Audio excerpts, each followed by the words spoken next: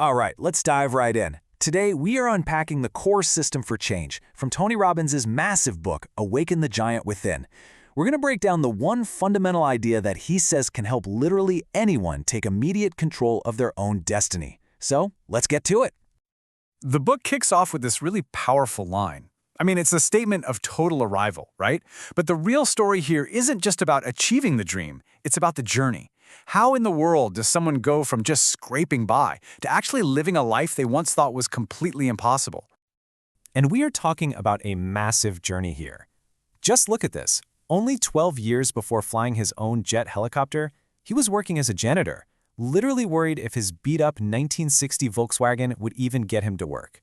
He went from feeling scared and alone to being in total control. From struggling to survive to living that dream. So you gotta ask, right? What happened? What one single thing could create that kind of insane transformation?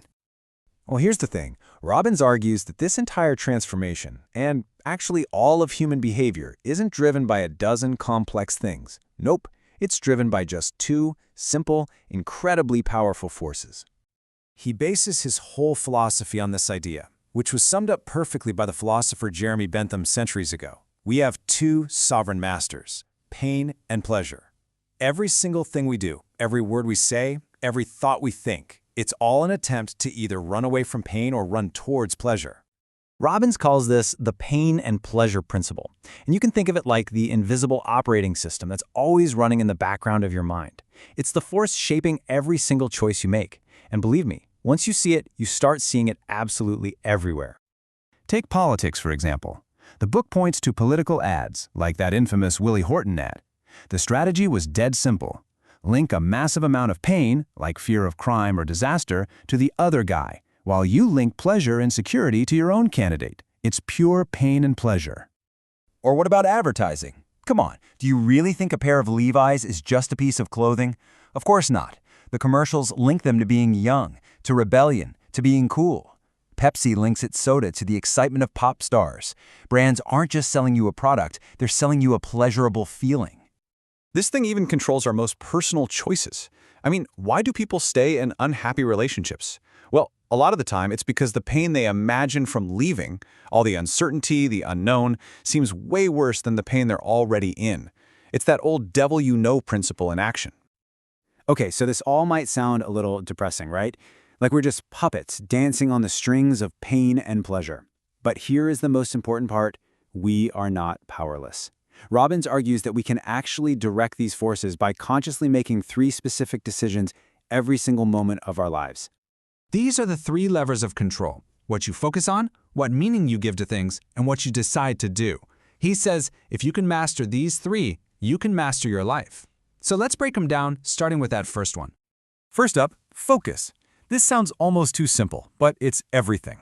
Whatever you consistently focus on becomes your reality. It's like a camera lens. It directs your entire emotional and even your physical state.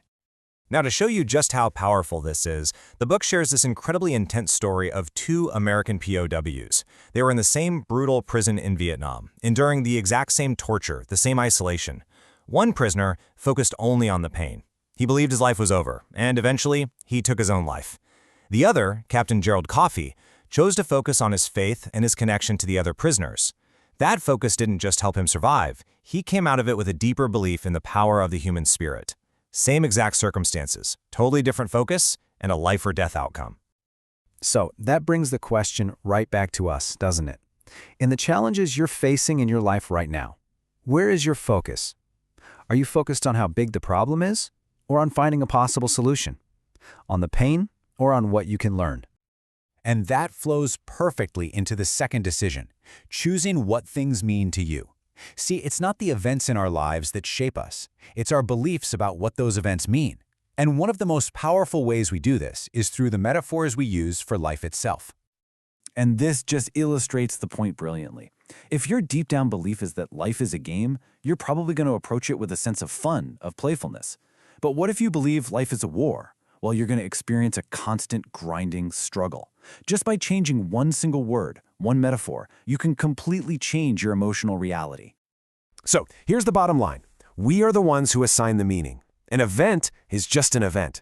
We have the power to decide if getting fired is the end of the world or if it's the wake-up call we needed to finally find our true passion.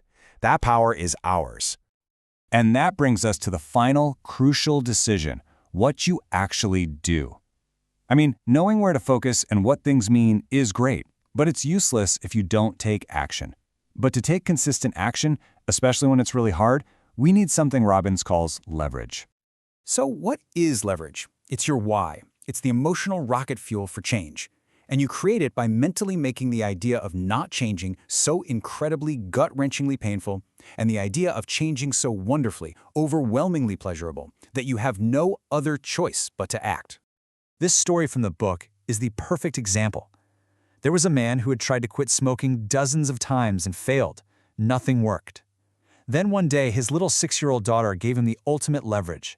The pain of imagining himself not being there for her wedding was so immense, so unbearable, that it completely destroyed any pleasure he ever got from smoking.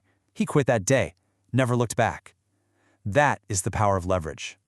So, when you put all these pieces together, the driving forces of pain and pleasure, and our ability to direct them with our focus, our meaning, and our actions, we get to this one huge, powerful conclusion. The ultimate power in your life isn't outside of you. It's not in your circumstances. It lies in your power to decide. Right now, in this very moment, you can decide to change your focus. You can decide to change what something means to you. And you can decide to take a new action. And that leaves us with this one final, challenging question from the book. And really, it's a call to action. Because, understanding these tools is one thing, but actually using them is something else entirely. The power to awaken that giant within you is, and always has been, just one decision away.